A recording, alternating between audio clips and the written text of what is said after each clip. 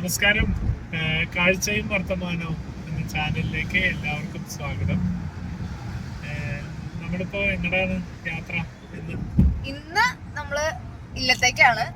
അത് കഴിഞ്ഞ് നാളെ രാവിലെ നമുക്ക് നേരത്തെ തൃശ്ശൂരിൽ എത്തണം. കാരണം ഒരുപാട് പ്രോഗ്രാം ഷെഡ്യൂൾ ചെയ്ത് വെച്ചിട്ടുണ്ട്. ഏറ്റവും പ്രധാനം അടുക്കള സെറ്റ് ചെയ്യാനുള്ള ഒരു ചുമതല ഉണ്ട്. അതിനാണ് ഇപ്പൊ നമ്മൾ പ്രധാനമായിട്ട് നാളെ രാവിലെ തന്നെ പോകണം. നിനക്ക് ഉച്ചയാകുമ്പോഴേക്കും 5 മണിക്കും 3:30 ആണ് പാല് കാച്ചലിനാണ് അറിയുന്നത്. അപ്പൊ ആ സമയം എന്തായാലും നമുക്ക് അവിടെ വേണം. എന്തായാലും അത് നമ്മുടെ ഒരു ഫാമിലി ഫംഗ്ഷൻ കൂടിയാണല്ലോ. ഇത്തവണത്തെ കലോത്സവത്തിന് നമ്മുടെ കാഴ്ചക്കാർക്ക് അറിയില്ല എന്ന് തോന്നുന്നു. അത് അറിയില്ല. നമ്മുടെ എല്ലാ പ്രേക്ഷകർക്കും ഒരുമിച്ച് കൂടുന്ന അതെ ഒരു ചെറിയൊരു സന്തോഷം ഞങ്ങൾക്കുള്ളത് എന്താന്ന് വെച്ചാൽ മക്കളുടെ ഒരു ഫെസ്റ്റിവൽ. അതെ മോഹനമ്മാവൻ പഴയുടെ മോഹൻ നമ്പൂതിരി അച്ഛന്റെ അമ്മാവനാണ്. അപ്പൊ മുത്തശ്ശിയുടെ നേരെ താഴെയുള്ള അനിയനാണ്. അപ്പൊ അച്ഛനും യദുവേട്ടനും അമ്മാവനും കൂടിയാണ്. പിന്നെ അപ്പന്മാരും ഉണ്ടെന്ന് തോന്നുന്നു അല്ലെ. അപ്പനുണ്ട്, അച്ഛൻ്റെ അനിയനുണ്ട്. അപ്പൊ ഇവരെല്ലാരും കൂടെ ഒരു മിനി കുടുംബ സംഘമാണ് ഇത്തവണത്തെ കലവറ. അതാണ് ഞങ്ങൾക്ക് കുറച്ചും കൂടെ കലോത്സവത്തിന്റെ കലവറ ഭക്ഷണ കലവറ കുറച്ചും കൂടെ സ്പെഷ്യൽ ആവാനുള്ള കാരണം. പിന്നെ എന്തൊക്കെയാ നാളെ പിന്നെ കാസർഗോഡ് നിന്നുള്ള ടീമാണ് ആദ്യം വരിക. അവര് റെയിൽവേ സ്റ്റേഷനിൽ സ്വീകരിക്കാനായിട്ട് വാളൂർ സ്കൂളിൽ നിന്നുള്ള പഞ്ചവാദ്യം ടീം നാളെ 3 മണിക്ക് റെയിൽവേ സ്റ്റേഷനിലെത്തും. അതൊരു ഇരട്ടി മധുരാണ്. അത് പിന്നെ ഒരു ചണ്ടമേളം കേട്ട് റെയിൽവേ സ്റ്റേഷനിൽ കാണാതെ കാസർഗോഡ് നീലേശ്വരം രാജാ സ്കൂളിലെ കുട്ടികളാണ് ഫസ്റ്റ് എത്താറ് സാധാരണ എന്നാണ് അറിയുന്നത്. അപ്പൊ അവരെ സ്വീകരിക്കാൻ വേണ്ടിയിട്ടാണ് തൃശ്ശൂരിന്റെ ഒരു തനത് ശൈലിയില് മേളത്തോടും പഞ്ചവാദ്യത്തോടും കൂടിയിട്ടാണ് റെയിൽവേ സ്റ്റേഷനിൽ സ്വീകരിക്കുക. അവർക്ക് വൈകിട്ട് ഏതാണ്ട് ഒരു 3000 പേർക്ക് ഭക്ഷണമുണ്ട്. അപ്പൊ അതിന്റെ കാര്യങ്ങളും ആണ് സ്റ്റാർട്ട് ചെയ്യുന്നത്. ഇപ്പൊ വിചാരിച്ചത് എന്നെ സംബന്ധിച്ച് ഒരു ഫുൾ ടൈം ഇത് തന്നെ നിലയില് അടുക്കള ആദ്യത്തെ എക്സ്പീരിയൻസ് ആണ്. നമ്മള് സ്കൂളിലായിരിക്കുമ്പോ പങ്കെടുക്കാൻ വേണ്ടി പോവുക, ആ സമയത്ത് പോയി ഭക്ഷണം കഴിക്കുക, അത്രയും മാത്രമേ പതിവുള്ളൂ.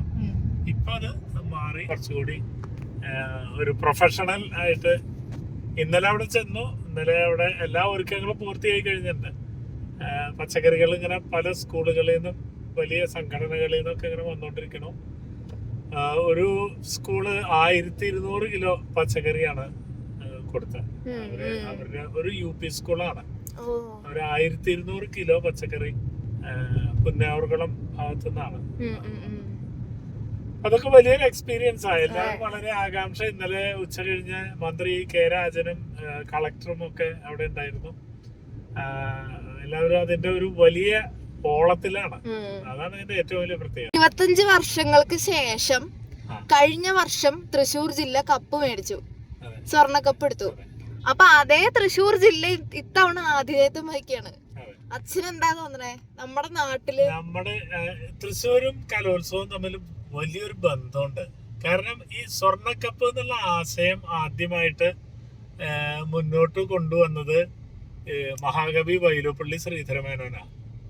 അദ്ദേഹമാണ് കലോത്സവത്തിന് ഒരു സ്വർണ്ണക്കപ്പ് വേണം എന്നുള്ള ഒരു ആശയം സർക്കാരിന്റെ മുമ്പിലേക്ക് വെച്ചത്.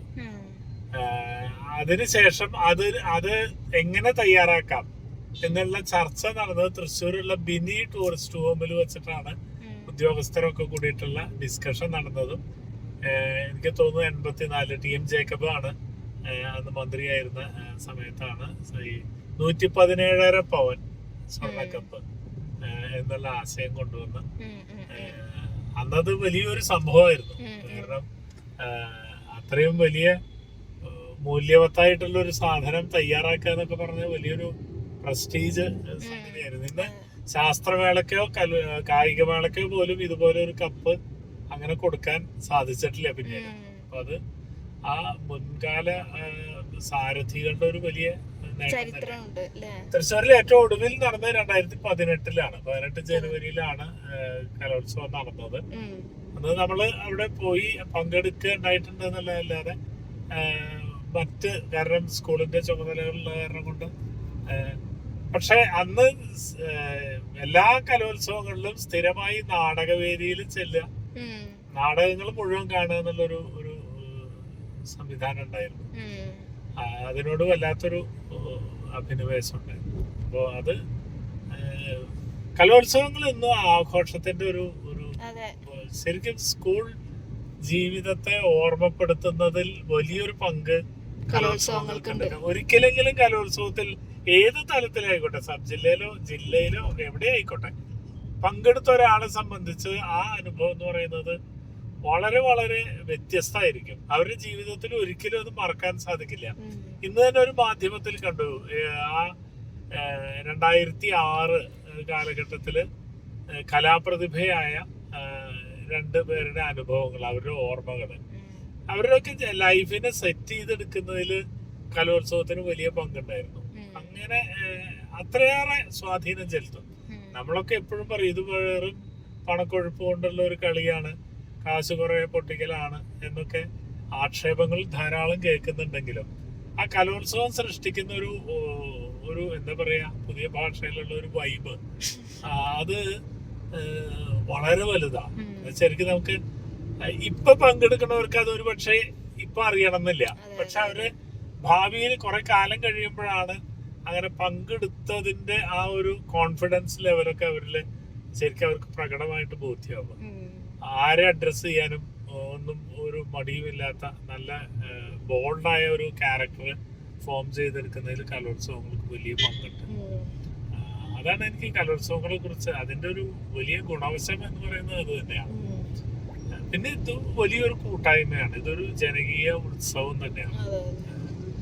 ഏത് സർക്കാരായിക്കോട്ടെ, രാഷ്ട്രീയ ഭേദമില്ലാതെ സ്കൂൾ കലോത്സവങ്ങൾക്ക് വേണ്ടി അക്ഷീണം യത്നിക്കുന്ന അധ്യാപക സമൂഹമായാലും പൊതു സമൂഹമായാലും അത് അവിടെ രാഷ്ട്രീയമില്ല. അവിടെ ഒരു ലേശം പോലും രാഷ്ട്രീയമില്ലാതെ നമുക്ക് കാണാൻ കഴിയുന്ന വലിയ മഹത്തായ ഒരു സംവിധാനമാണ് സ്കൂൾ കലോത്സവം. അത്തരത്തില് വളരെ വ്യത്യസ്തമാണ്. അതിന്റെ ഒരു ടച്ച് കലോത്സവങ്ങളിൽ എപ്പോഴും ഉണ്ടാവും. അതാ പൂരത്തിന്റെയും പുലിക്കളിയുടെയും ഒക്കെ ഒരു ഒരു ഒരു ഒരു സംസ്കാരം, ഒരു താളം, അതെപ്പോഴും തൃശ്ശൂരിൽ നടക്കുന്ന കലോത്സവങ്ങൾക്ക് അതിൻ്റെതായ ഒരു കളറ് വ്യത്യസ്തമാണ്. മറ്റു സ്ഥലങ്ങളിലൊക്കെ നടക്കുന്നതിനേക്കാളും ഇത് വലിയൊരു കാര്യം. ഒരു 1.5 കിലോമീറ്റർ ചുറ്റളവിലാണ് ഈ 26 സ്റ്റേജുകളും. കേരളത്തിലെ ഏത് കലോത്സവം, എവിടെ കലോത്സവം നടത്തിയാലും ഇത്രയും ക്ലോസ് ആയിട്ട് സ്റ്റേജുകൾ കൊടുക്കാൻ സാധിക്കുന്ന മറ്റൊരു നഗരം. അതിന്റെ പ്രധാന കാരണം സ്വരാജ് റൗണ്ട് തന്നെയാണ്. ആ സ്വരാജ് റൗണ്ടിനോട് ചുറ്റിയുള്ള ഇപ്പൊ റീജിയണൽ തിയേറ്റർ ആയാലും സംഗീത അക്കാദമി ഹാളായാലും സാഹിത്യ അക്കാദമി ഹാളായാലും ഒക്കെ തൊട്ട് തന്നെയാണ്. അപ്പൊ വേദികൾക്ക് ഒരു ക്ഷാമമില്ല, മത്സരാർത്ഥികൾക്ക് ഒരുപാട് ദൂരം സഞ്ചരിച്ച് പോകേണ്ട ആവശ്യങ്ങൾ വരുന്നില്ല. അങ്ങനെ അത് എന്തുകൊണ്ടും തൃശ്ശൂരിന് ഒരു പ്രത്യേകതയാണ്. അതുകൊണ്ട് തന്നെ ഇപ്പോ ഈ വർഷമായാലും അതിപ്പോ അത് തുടങ്ങുന്നത് തന്നെ അതിഗംഭീരമായിട്ടുള്ള പഞ്ചാരി മേളത്തോട് കൂടിയിട്ടാണ്. തൃശ്ശൂരിന്റെ തനത് പൂരം കുട്ടികളുടെ മുമ്പിൽ കാഴ്ചവെച്ചോണ്ടാണ്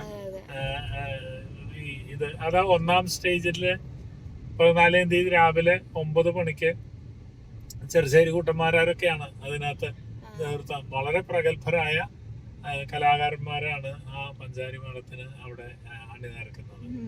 അപ്പൊ ആ വിധത്തിലൊക്കെ എന്നും ഒരു തൃശ്ശൂരിന്റെ സ്പർശം തൃശ്ശൂരിൽ നടക്കുന്ന കലോത്സവങ്ങളിലൊക്കെ ഉണ്ടായിട്ടുണ്ട്. അതൊരു വല്ലാത്ത അനുഭവം തന്നെയാണ്.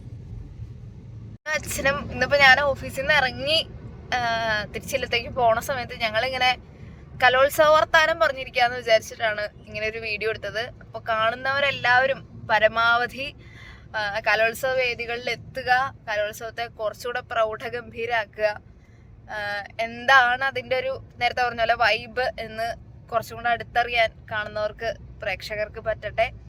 അപ്പൊ എല്ലാവരും കലോത്സവത്തിന് വരണം. അപ്പൊ അടുത്ത വീഡിയോ ആയിട്ട് പിന്നെ കാണാം.